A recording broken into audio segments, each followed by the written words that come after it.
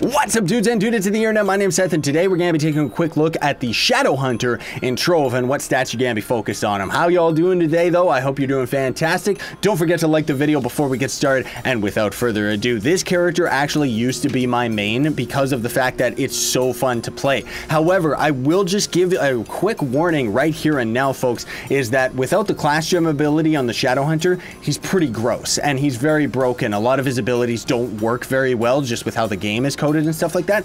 But Shadow Hunter, of course, is going to fall under DPS, damage per second, so you're going to want to focus on the same old stats as any other character. However, bows are the one ranged attack in the game that are going to actually be physical damage rather than magical damage. And because of that, you're going to want to focus on physical damage, critical damage, and crit hit. Nothing but those. Those are going to be your perfect stat gems that you're going to go for. And then for the gems themselves, the abilities that you want on the empowered gems are going to be Explosive Epilogue, you know, Pyrodisc is a good one. Just focus on the ones that give you more damage, but Explosive Epilogue is kind of essential for most of the ranged characters. It's an insane ability. I mean, it's just insane for anybody. Every character should actually have this if you can. If not, that's okay. But as you can see, I've got lots of really garbage gems on this character. I swapped most of them over to the Neon Ninja. But what the class gem ability is going to end up doing is changing your normal basic attack into a machine gun, and this is going to be where the bulk of the character ends up coming from. Once you end up getting to the late game, you're never going to be using your right click. It takes way too long to charge, and the amount of damage that you actually cause from a fully charged right click attack is going to pretty much be done, dealt already with your minigun, right?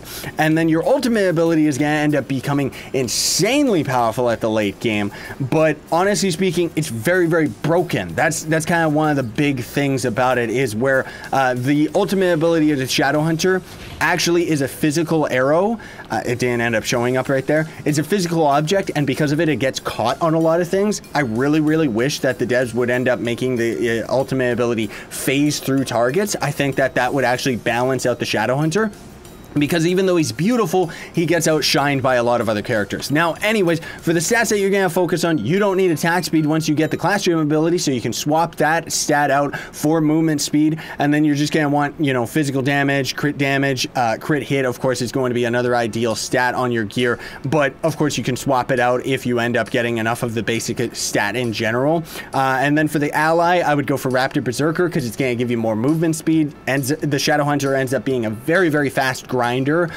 Probably a little bit under the Neon Ninja, kind of on par with the Lunar Lancer, I would say, because you can go for the all movement speed. But I would say, yeah, Raptor Berserker for your ally, either that or you just use another physical based one, but the Raptor Berserker is going to be enough for you. For the ring, you know, second stat is going to be crit hit, magic find, typical stuff.